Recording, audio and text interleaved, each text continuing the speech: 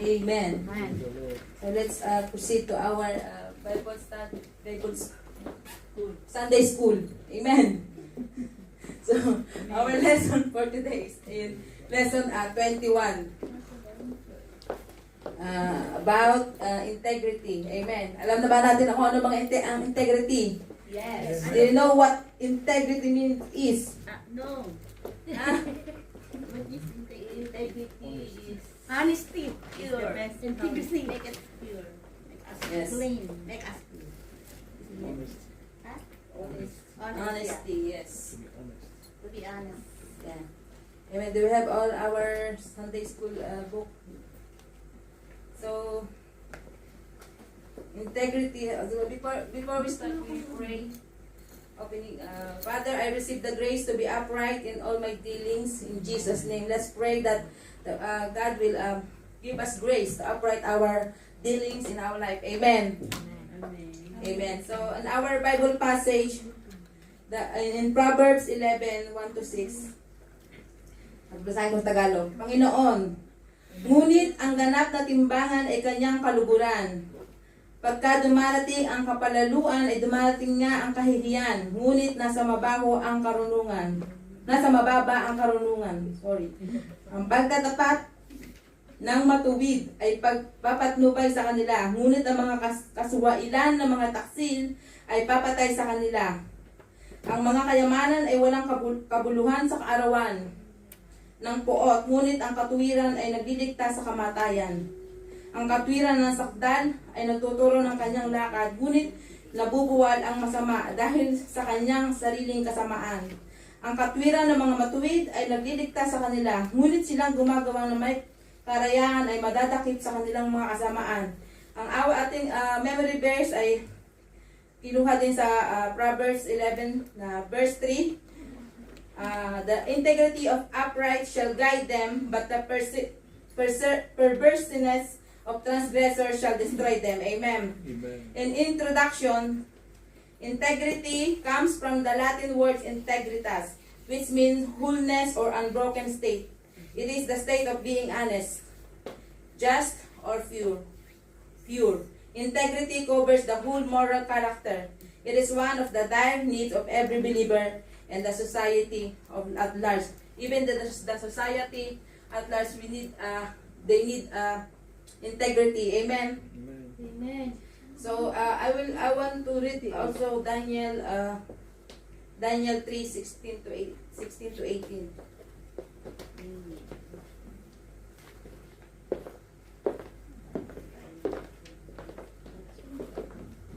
It says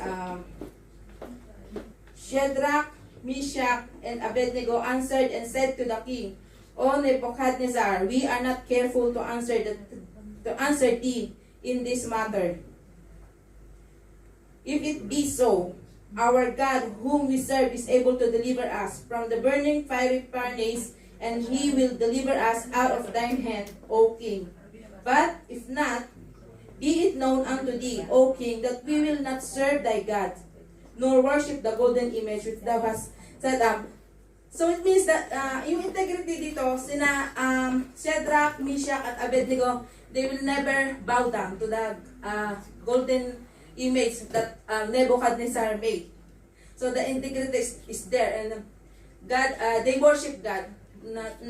Walang iba kundi si God lang ang kanilang binorship dito. Pinakita nila kung gaano yung kanilang pagiging honest, pagiging yung kanilang prinsipyo ay naandoon para patunayan na ang Panginoon Diyos lamang ang kanilang i-serve, ang kanilang i-worship, not any other gods, not by the gods that made by hand. Amen? Amen. Hallelujah. Amen. So, and in this integrity, we have two outlines. Two lesson outline, the essence and the eroding factors. So, let's proceed in the essence. The lesson outline 1, the essence. It means, ang essence ay ang kahalagahan ng integrity. Amen? Kahalagahan ng honesty, ng ating mga moral, ng ating prinsipyo. Amen? Amen. So, what integrity does? Anong nagagawa ng integrity sa ating buhay? So, sabi dito sa number 1, integrity is a personality trait Dapat ito ay maging personality trait natin. Dapat ito ang ating maging character na ang ating honesty. Amen? So, integrity is a personality trait that does not make a person waver. Kung ano mang sabihin mo, dapat yun na yun. Hindi ka na mag-wave. Dapat ang yes mo ay yes, ang no mo ay no. Wala nang pasigoy-sigoy pa. Amen? Amen. So, laging tatandaan natin na lahat ng ating sinasabi, dapat ayun na yun. Wala nang yes, wala nang no, walang yes, ganon. Isang yes, isang no lang. Wala nang, hindi, baka, siguro, ganon. Wala nang ganon. Amen? Makikita yan sa Isaiah 33:15. So, number 2, it provides an avenue to demonstrate our reliability to all. So, is it, can God really rely to us? Can God really trust us? Amen? So, in this, makikita ito sa Samuel 12:3-4. Hindi ko ito, hallelujah. Amen. So, ang characteristic of people of integrity, yung characteristic ng mga tao na may integridad sa kanilang buhay. Amen? Amen. So, number 1, people of integrity, honor commitments, and keep promises. So, kapag nangako kayo sa isang tao, halimbawa, nangako ka kay Sister Nalin, nangako ako kay Sister Nalin, Sister Nalin, ito pala ako sa iyo, tutuparin ko syempre yun, hindi ko yung pwedeng hindi tutuparin. Kasi mawawala yung integridad ko doon. Hindi ako naging honest sa sinasabi ko. Amen? Dapat, lahat ng sasabihin ko, gagawin ko. Amen? Sabi nga nila, wag mong tularan yung wag mong gawin yung sinasabi ko sa'yo, parang ganun eh. Do as I say, then do not do what I do. Hindi, wala yung integridad pag ganun. Amen? They recognize their fallibility, take responsibility for failures and try to rectify them. Kung halimbawa nagkamali ka, dapat mo itama yun. Hindi ka dapat magde-depend pa ng sarili mo. Amen? Kung alam mo na nagkamali ka, tanggapin mo na mali ka. Amen? So, it was in Genesis 26:9-11. Amen? They are also naturally consistent in every area of their life. Amen?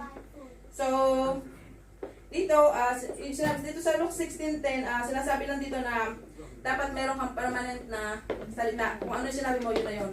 Wala ka nang, hindi ka ibang tao dito sa kabila. Ikaw, mabait ka dito. Tapos sa kabila, hindi ka mabait. Ibang ugali mo. Dapat, kung mabait ka sa kabila, mabait ka rin dito. Amen?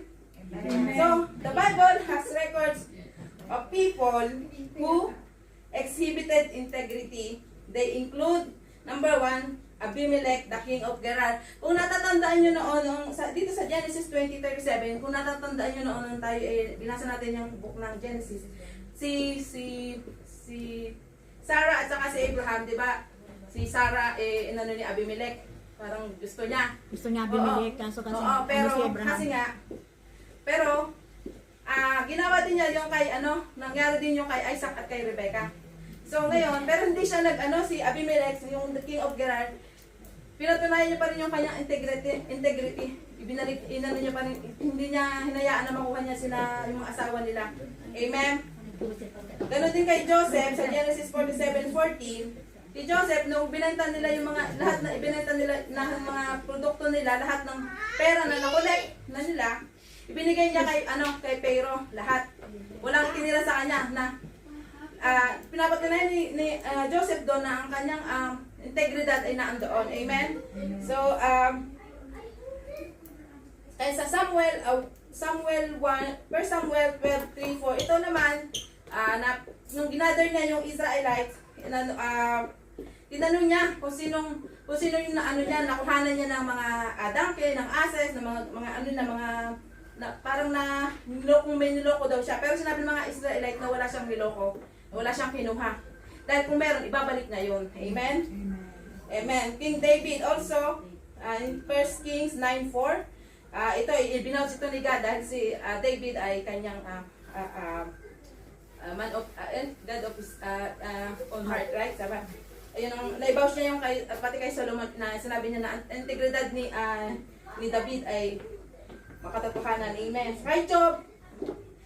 Sa Job 2:3, 9 at 10, dito na sa story ni Job, nung nagkaroon siya ng karamdaman, nung tinanong siya ni Satanas, di ba, nagkaroon na siya ng mga sakit, kung ano-ano na nangyari sa katawan niya, lahat nawala na sa kanya, pero never siyang nagbago, never siyang tumalikod sa Panginoon. Kahit sinabi ng asawa niya na, sasambahin mo pa rin ba ang Panginoon? Nagkaroon ka na ng sakit, kaya itong ganyan.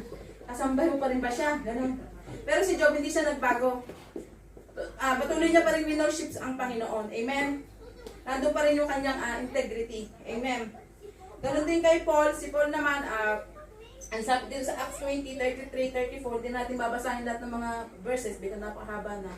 Ang oras natin ay Kay Paul, siya naman, nagtrabaho siya, wala siyang ibang ginawa. Kung nagtrabaho siya ng naghirap siya, yung mga kamay niya ang ginamit niya, hindi siya kumuha kahit sa kanino. Amen? At ang dalas nag-exhibit ng integrity sa Bible ay si Lord Jesus Christ. Ang ating Panginoon, siya ang ating perfect example. Amen? Ng integrity. Sinabi niya dito sa John 14:13 na darating ang ruler of the world.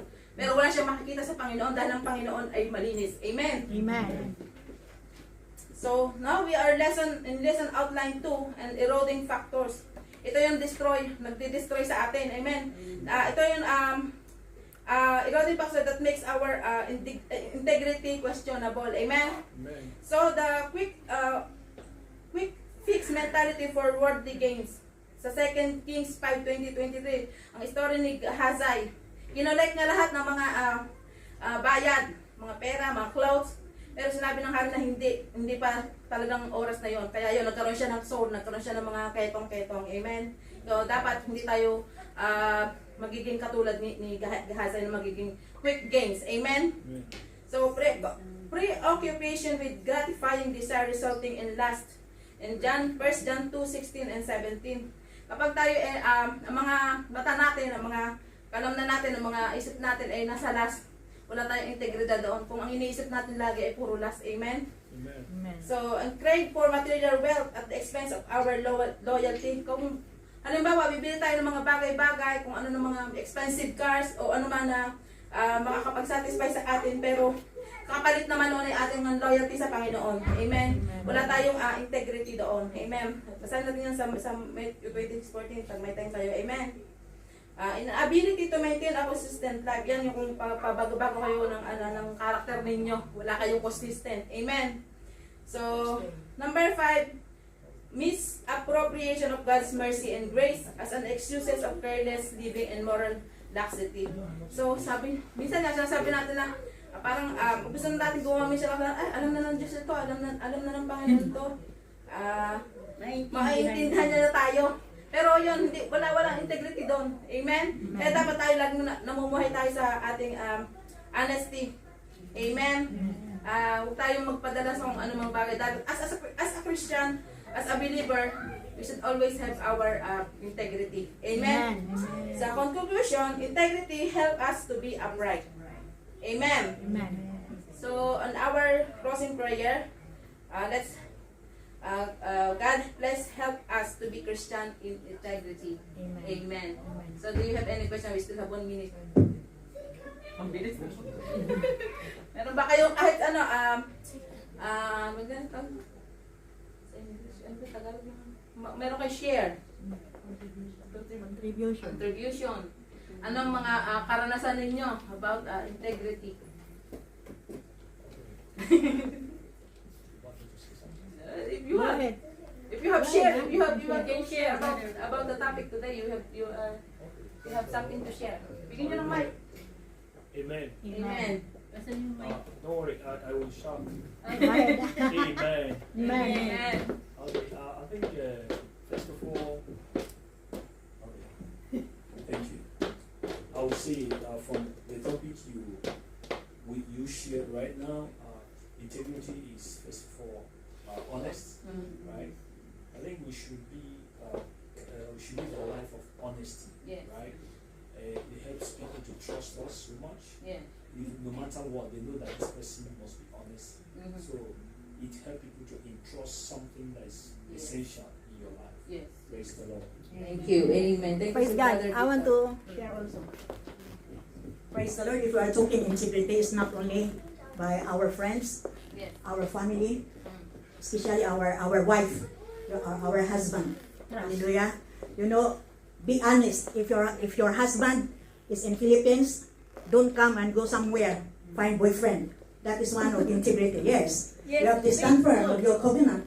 Praise God. And also in the work of your place, your employer, whatever it is not belong to you, don't take it. Yes. Don't also lie. Don't also take times. You know, sometimes they are cheating. They are cheating. Like, Mom, I'm there, I'm here, but it is your time to work. But then you are outside doing somewhere. Yes. Praise God. So that is the only thing that I can share. Yes. Praise the Thank you. living Jesus. Hallelujah. Thank you. In Jesus' name, Amen. amen.